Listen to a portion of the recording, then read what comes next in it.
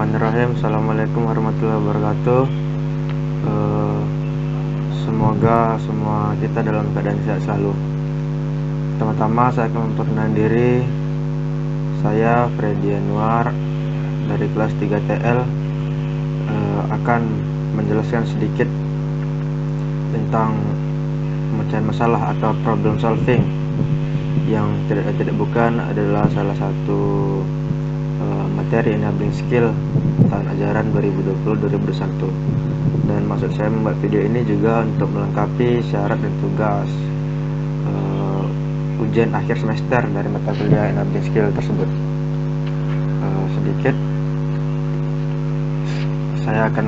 banyaknya saya akan menjelaskan tentang pemecahan masalah pada PowerPoint kali ini. Semoga Bapak Ibu yang mendengar atau teman-teman semua mendapatkan ilmu yang bermanfaat pada pemecahan masalah kali ini. Jadi langsung saja pada slide ke satu atau yang pertama. Oke, pengertian. Di sini saya ingin bercerita sedikit tentang masalah. Secara populer, apa itu masalah? Masalah adalah tantangan-tantangan yang timbul dalam suatu proses dalam kita ingin mencapai suatu tujuan.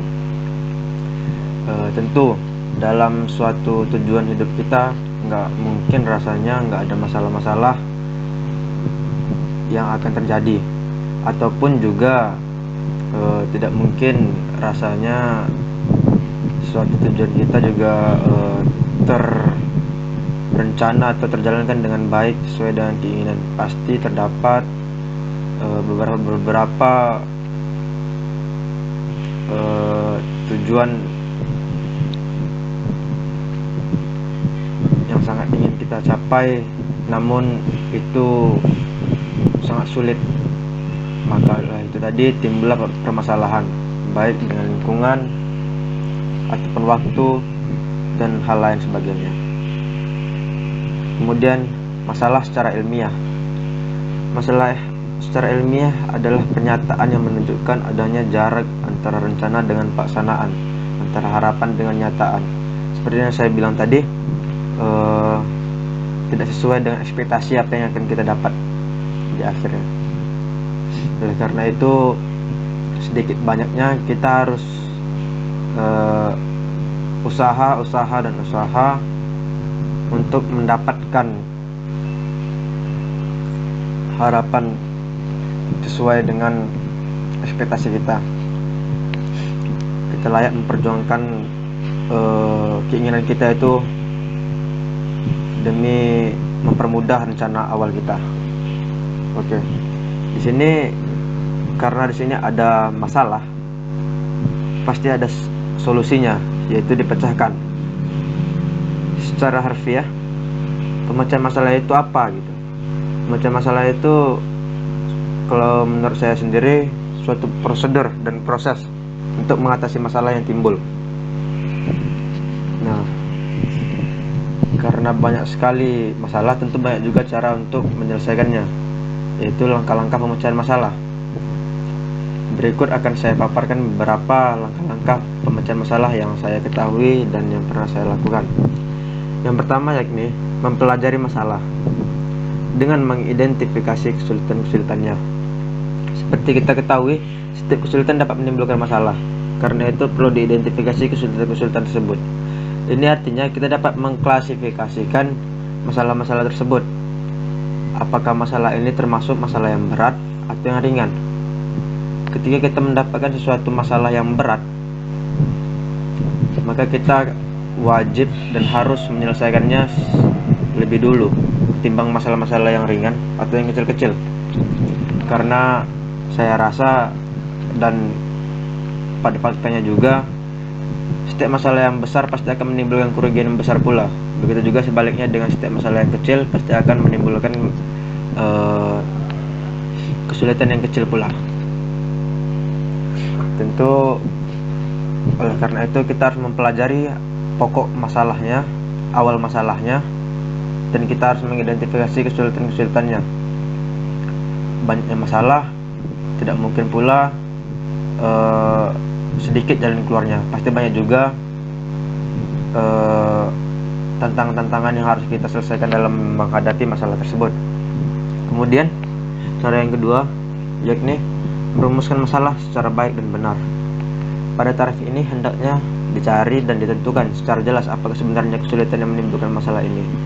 Nah, seperti saya bilang tadi, kesulitan ini menimbulkan masalah dan kita harus merumuskannya dengan cara yang baik dan benar, sehingga kita dapat memulai untuk menyelesaikan masalahnya ini dari yang paling ringan menuju yang paling berat, sehingga masalah-masalah lain secara otomatis tidak akan terlupakan atau kita menghindarkan untuk tidak selesainya masalah ini. Seperti itu kurang lebih. Kemudian yang ketiga, mencari cara pemecahannya. Dalam hal ini kita harus mampu mencari cara-cara pemecahannya dengan menggunakan pikiran atau menemukan berbagai kemungkinan yang dapat menyelesaikan kesulitan ini. Ketika kita bermasalah dengan waktu, contohnya, tentu kita harus mencari waktu yang pas untuk menyelesaikan masalah dengan mengklasifikasikannya terlebih dahulu. Apabila masalahnya besar, maka kita harus butuh waktu yang pas untuk kita tenang dan kita tetap santai menghadapinya.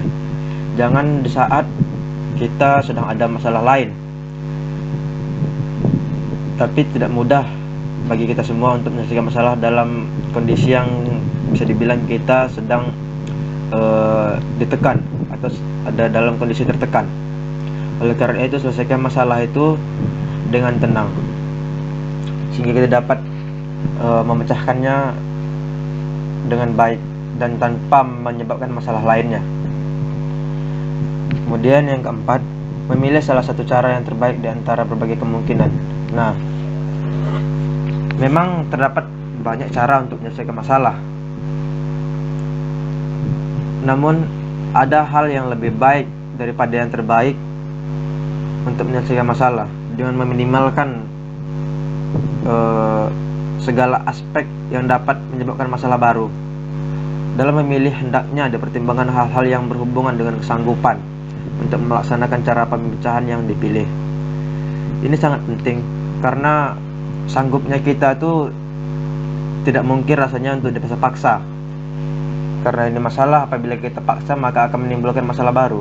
Oleh karena itu, sesuai dengan kemampuan kita untuk menyelesaikan masalah, namun bukan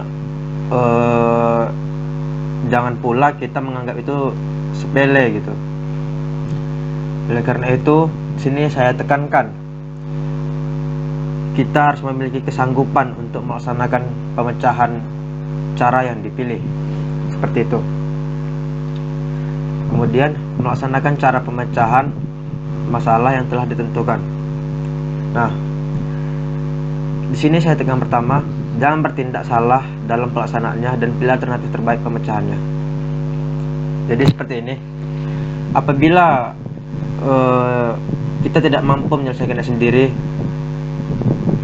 kita minta bantuan dengan mungkin berkonsultasi dengan sahabat atau teman atau siapapun orang yang kita anggap baik, kita anggap dia dapat dipercaya. Karena apabila kita salah dalam melaksanakan cara pemecahan masalahnya, itu maka akan menimbulkan masalah-masalah baru, seperti kita memihak kepada suatu pihak gitu, atau kita sebagai seorang kepala atau pemimpin sesuatu organisasi atau apapun itu, kita nggak bisa mengambil seenaknya keputusan-keputusan tersebut gitu. Apakah ada keputusan yang baik di satu pihak ataupun buruk di satu pihak gitu. Jadi kita mempertimbangkan dengan sebaik-baik mungkin. Kalau bisa sekuat mungkin kita tahankan untuk tidak ada pihak yang